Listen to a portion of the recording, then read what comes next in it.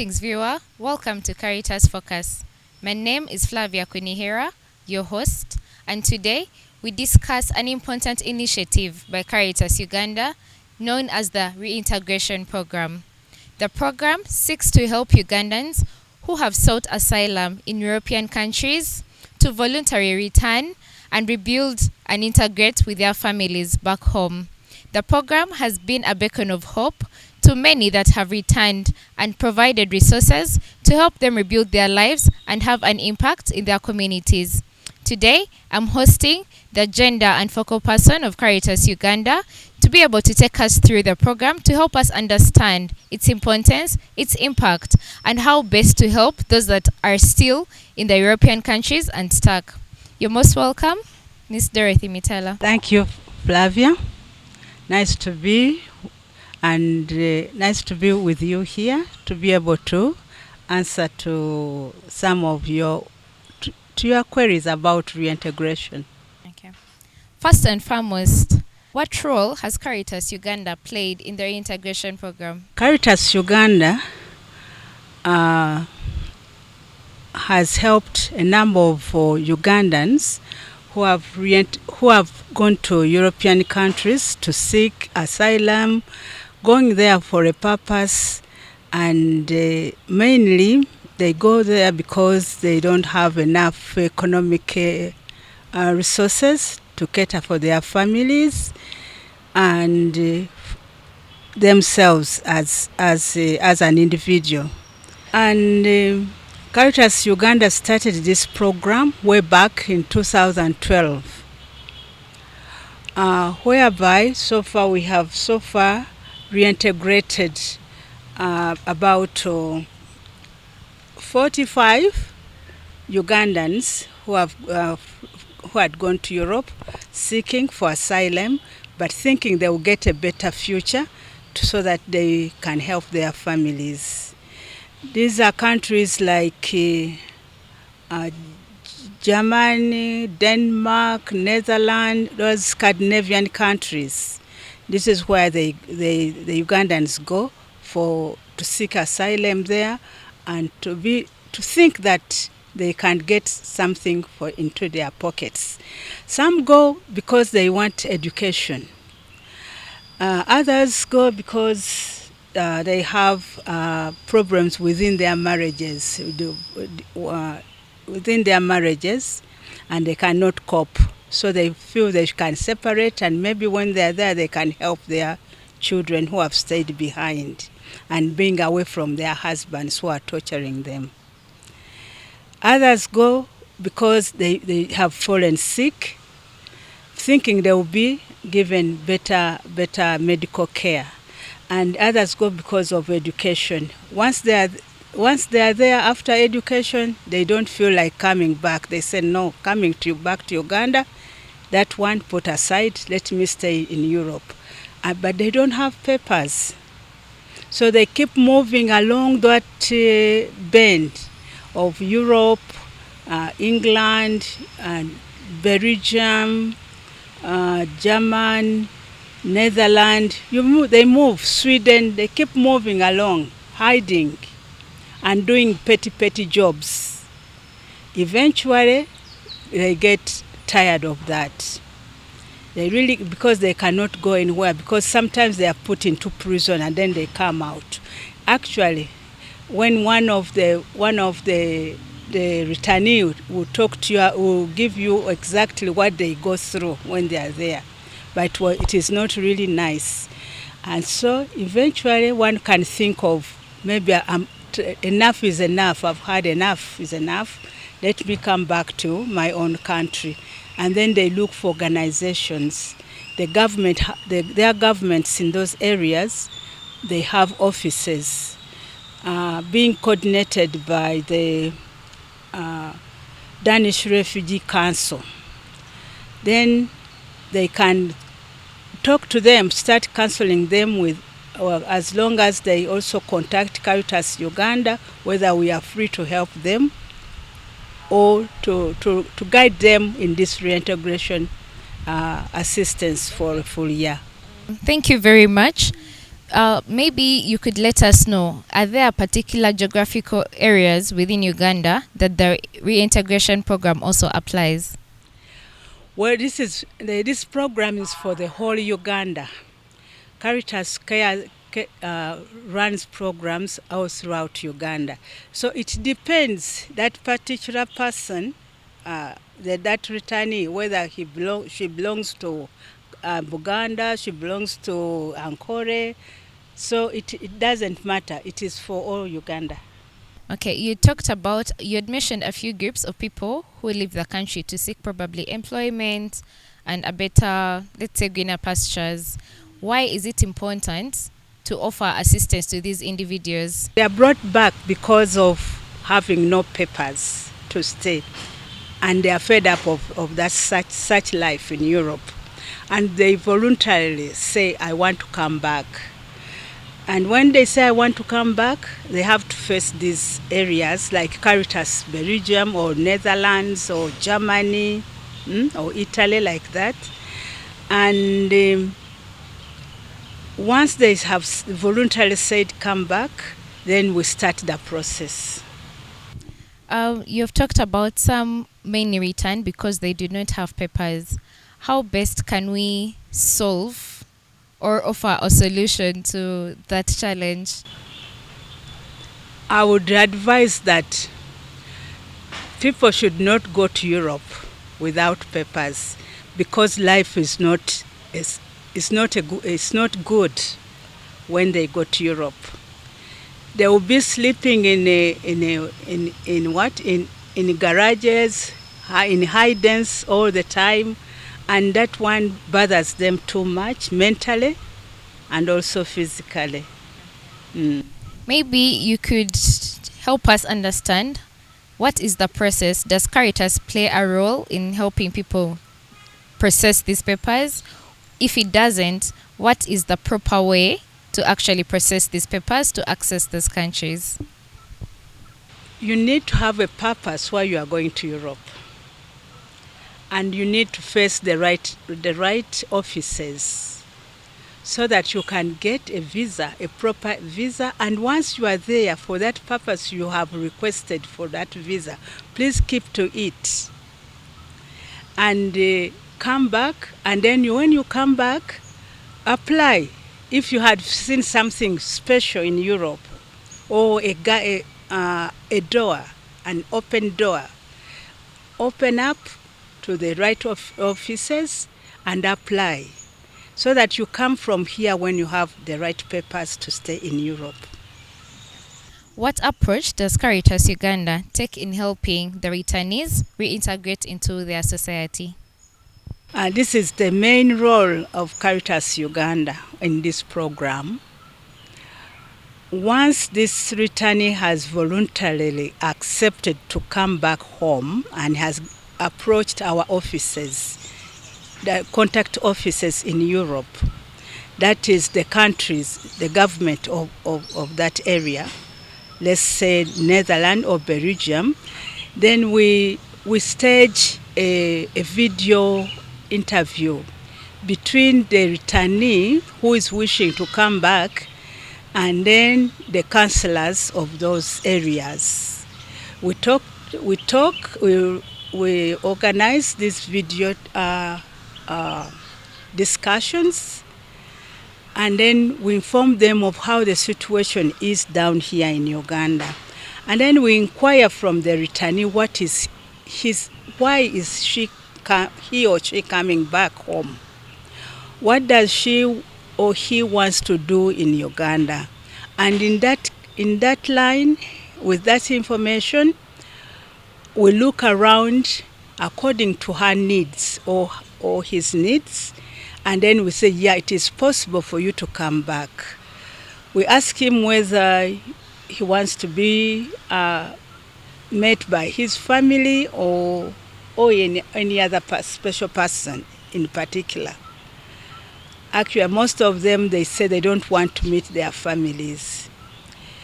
And when you ask them why, usually they say they are detached with their family, or the family will think somebody went to Europe and now he has become a failure. So they feel they should be on their own. They need a Caritas to be the mother or the father until for a certain period, until she has gotten used to when she's back, she's gotten used to the area, and then she can move on to the family slowly by slowly. And most of them really fear. There is that trauma they really face. Some have had borrowed a lot of money to go to Europe, and when Ugandans, when you go to Europe, we expect that they've got to get lots of monies, and they become very, very rich. So they feel like, Caritas, can you keep us for a temporary accommodation? Can you keep us to be with you before we join our families? Thank you very much. Could you describe some of the key activities that are part of this reintegration program? When this video communication comes up with the returnee, usually they suggest what projects they want to deal with immediately they have come back. Because they are in Europe, they have seen all sorts of things. And then when they try to coordinate it with what is down here in Uganda, so usually they say, maybe I will come and make a sport bar. That one of them said a sport bar. And then I asked him, what is a sport bar? That sport bar, he explained it. And this is what is some of the people do as businesses here. So we looked around and around to see the business, the sport bar business. And what does it require to have a business, such a business? We look around, then we keep coordinating with him where exactly he wants to do it after he has got used to the situation. Yes. And so we can start building on his projects, the projects he wants to make, like that sport bar business. It talks to you about television, playing games, TV, and so on. So they are energetic. They can make such businesses and are viable. Okay. So you said you normally ask them what they're interested in doing back home. Do you facilitate them in monetary terms, or you equip them with the necessary skills and knowledge needed for the particular businesses that they select? Actually, we during the counseling, because once we have had that video first meeting, then we keep on interviewing, calling one another, and then most of the people think they had, or say the returnees think they had an experience before. And we ask them, are you sure you'll be able to run this business? And if they don't know, we look for skilled people to help them run the business, to guide them, not to run, but to guide them on how to run them. Yes. And once they have returned, we keep in touch so that we make that project come out. So we write this project together with them, and then pass it over then back to the country where they came from, so that it is facilitated. Usually it is between 8 to 10 million shillings. It has to be a small, it is a kick-off. Caritas kicks you off through the government where they come from. Okay. How does Caritas Uganda monitor the success of these projects of the various returnees that it's assisting? This is the second major key point for Caritas Uganda, because we cannot let our returnees come, give them make up the projects with them, and then leave them like that. We have to keep monitoring them and giving them guidance. There is a fee that is being given to CARITAS Uganda by the governments where they come from of 600 euro. It used to be 500, now it is 600 euro, depending on the cases. And so it is, but this one is to carry out monitoring for 1 year, and then we win them off. We win them off if they are still seeking assistance from CARITAS Uganda. We win them off, and then we integrate them into our projects, our ordinary projects with CARITAS Uganda. Okay. Thank you very much. Do we have any key partners that we work with in this program? And having partners, how do we measure the effectiveness of the project? Actually, the key partners will be the countries where they come from. And also CARITAS Uganda looked at, went an extra mile to call these returnees and be together for them to share experiences and to give each other support. So that's how the partners are the countries where they come from. Thank you very much. What advice do you have for people who are in Uganda and have plans of probably going to other countries to work or to look for greener pastures? Kindly, I ask Ugandans not to move out of Uganda without papers. Life is not smooth in the European countries. You are treated like, somebody not wanted. There is no space for you unless you have the right documents. So don't take yourself in such a hot soup. You come back. Move from here when you are really ready to settle there. That purpose ought to be officially done. Okay. We have also a number of people who are CARITAS is helping people who are in the European countries, but we also have a group of people who are taken to the Arabic countries or Arabian countries. How does CARITAS Uganda plan to also tap into that opportunity and be able to help the returnees in the Arabian countries? Well, those people going to Arabian countries, I think, countries like Qatar, I think the government has a special arrangement, and most of them, they go when they have got papers, unless they are trafficked. But CARITAS Uganda has not had any link with the Arab countries yet.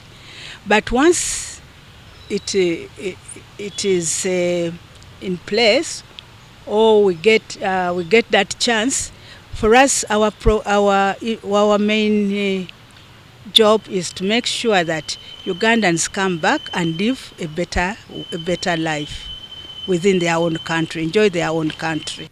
Thank you very much, Ms. Dorothy Mitala, for sharing with us this important information concerning the role CARITAS Uganda plays in the reintegration program. We are heading into a short break, and we shall return with a success story from one of the returnees who have received help from CARITAS Uganda to be able to settle back in her community and create an impact.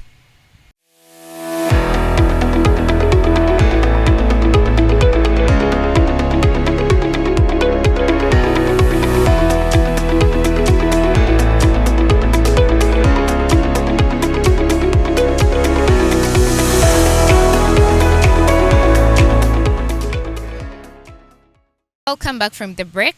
I'm still Flavia Kunihira, your host, and we are discussing a topic that is crucial to most of us Ugandans, the reintegration program under CARITAS Uganda that seeks to help Ugandans who have sought asylum in European countries to return home and integrate with their communities. On this episode, I have one of the returnees that has received help from CARITAS Uganda who is going to share with us her experience. You're most welcome. Could you please introduce to us yourself and what you do?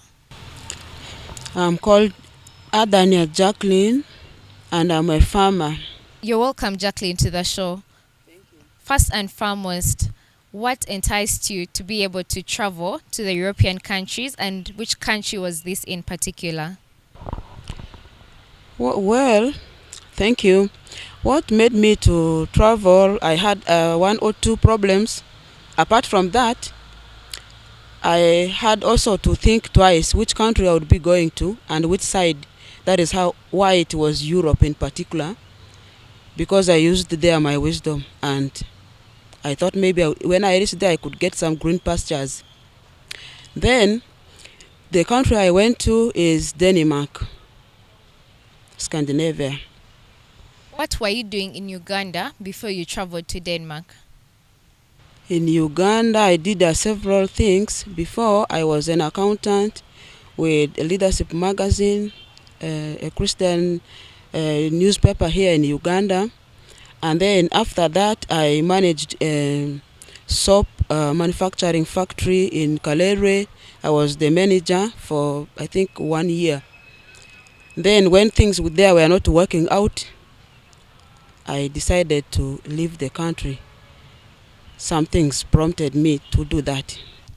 Okay, so you've given us a background of what you are doing here in the country.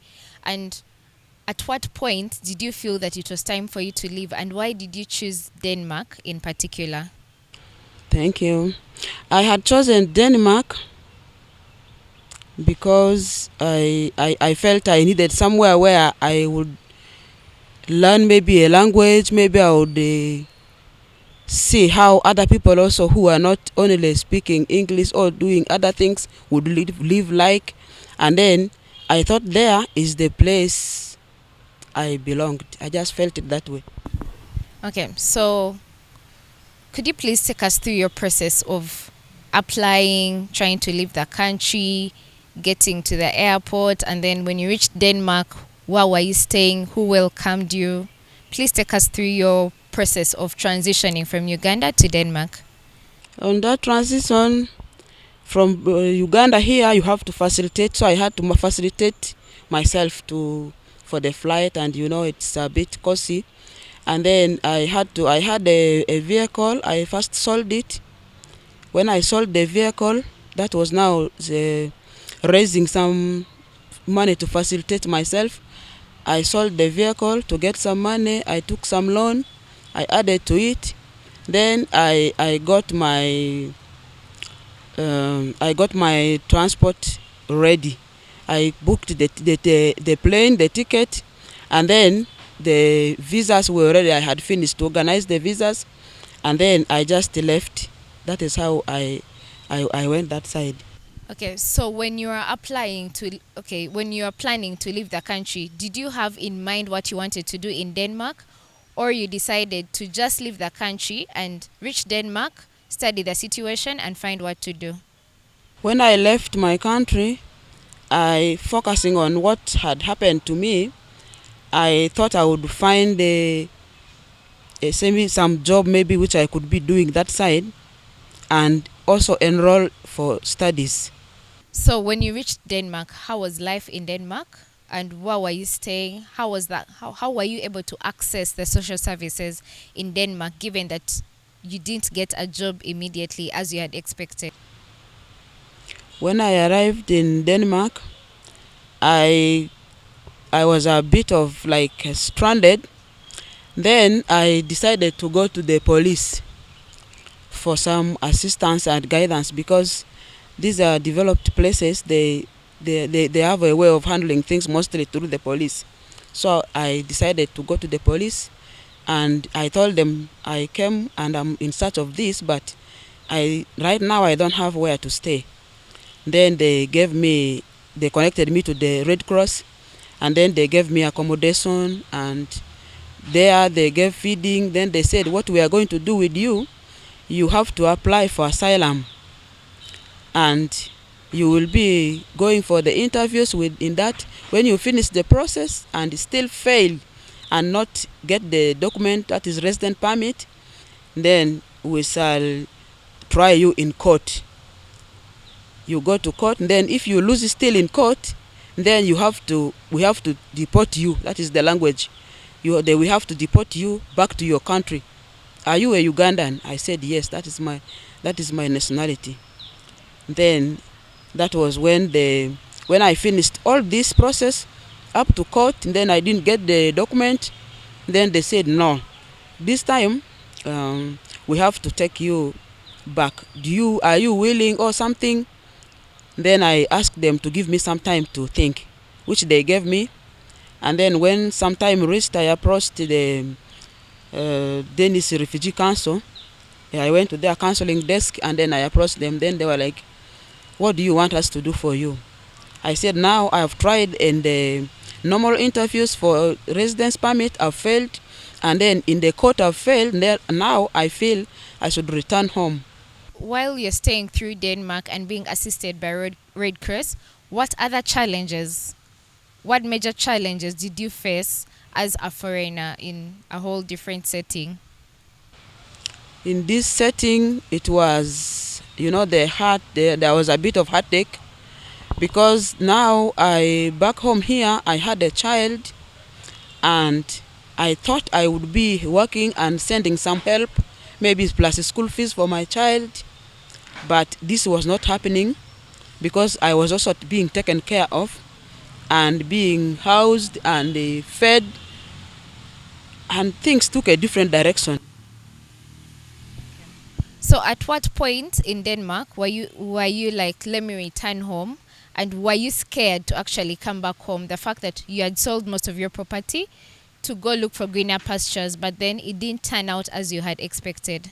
Yeah, it was not as easy as it looks, but I just had to take the turn.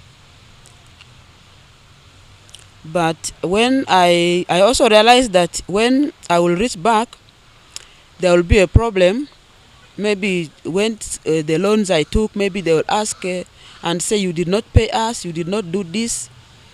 But it took another turn when I went to the police now to say that now you are going back. Now I want to go back. Now I went to the police, then they advised me that it will be important if I sign a document, which document is going to help me later to get some reintegration help. Okay, I would like you to tell us how you came to know about the reintegration program by CARITAS Uganda, and how it has played an important role in your life back here to resettle home. Thank you. So when with the police there, when I finished, then they introduced me to that. They said there will be some package which they can give me, and I have to sign some documents. That is when I signed the documents, and they gave me the contact. I asked them how I will get this money when I am in Uganda. Then they were like, no, we have Caritas Uganda, we deal with them. We are going to give you their email for the person responsible and the telephone number, and inform the office that you will be traveling and arriving in Entebbe Airport on 4th. So that was June 2019. So that is when I arrived. When I arrived, it took some time for that money also to arrive, because we had to write a project, and the project has to have a budget. This budget has to fit in the amount which was given in that package. That package has a fixed amount. Okay, so now that you've gotten help from Caritas Uganda to develop a proposal and you've come up with a budget, what is this proposal that you are now implementing, and how has it changed your life? This proposal, for me, out of all people, I think many of the returnees from Europe, for me, I decided to choose agriculture. And it looked so challenging, But I said I can manage it. That project was in agriculture, and for the beginning I was planting, I would say, vegetables, because there were things like tomatoes, onions, green pepper, and cabbage, like that. So that up to now, I am doing the same, but it so happened that I started my produce. The first produce I had to harvest it during lockdown. That was COVID. Uh, so it affected me also. It affected me so much because there was no transport, there was no customers. Let me say customers. There was no transport, no customers. That was a very big problem because the first thing I harvested was tomatoes.